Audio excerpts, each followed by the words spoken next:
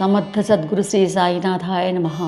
Mohanavani Telugu podcast శ్రోతలకు నమస్కారం.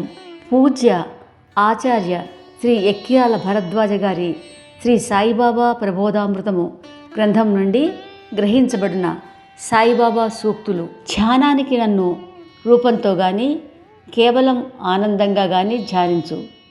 అది కష్టమైతే నా రూపాన్ని గురించే చింతన చెయ్యి. మనస్సు ఆ ఒక్క రూపంలో నిలిచిపోతుంది. ఛాత ఛేయ ఛానాల భేదం నశిస్తుంది.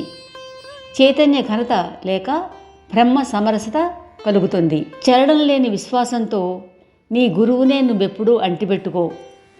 ఇతర గురువులెంత గొప్పవారైనా నీ గురువు ప్రతిభ ఎంత తక్కువదైనా సరే, ఎవరిని కోప్పడ్డా నన్ను చాలా బాధపెట్టిన వారు అవుతారు. ఒకరినొకరు దూషిస్తే నేను చాలా బాధపడతాను. ఎవడు ధైర్యంగా ఈ నిందను దూషణను సహిస్తాడో వాడు నాకెంతో ఆనందం కలిగిస్తాడు. ఎవడైనా నిన్ను నిందించినా శిక్షించినా వాడితో పోట్లాడవద్దు.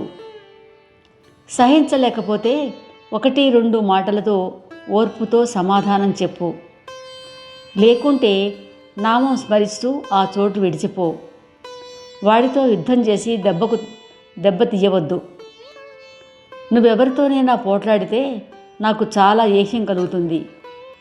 ఎవరి గురించి తప్పుగా మాట్లాడవద్దు. నీ గురించి ఎవరైనా మాట్లాడితే చెలించకు. వాడి మాటలు నీకేమీ గుచ్చుకోవు కదా. ఇతరులు చేసే పనులకు వారి మీదే ప్రభావం ఉంటుంది. నువ్వు చేసే పనులకే నీపై ప్రభావం ఉంటుంది. ఇదే ఆనందానికి మార్గం. తక్కిన ప్రపంచం తలకిందులైనా కానివ్వు. దానిని లక్ష్యపెట్టక రుజుమార్గంలో వెళ్ళు.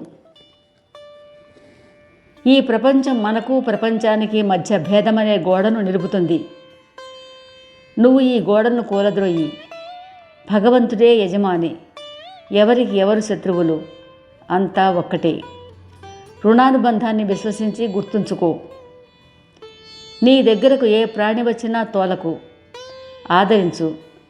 ఆకలి కొన్నవారికి అన్నము, గుడ్డలు లేని వారికి గుడ్డలు ఇవ్వు. భగవంతుడు సంతోషిస్తాడు. వచ్చే వారం ఇదే సమయానికి మరికొన్ని సూక్తులతో మీ ముందుంటాను. శ్రోతలకు ధన్యవాదాలు. మోహనవాణి తెలుగు పోడ్కాస్ట్ ఛానల్ని లైక్, షేర్, సబ్స్క్రైబ్ చేయండి. ప్రక్కనున్న గంటను మ్రోగించండి.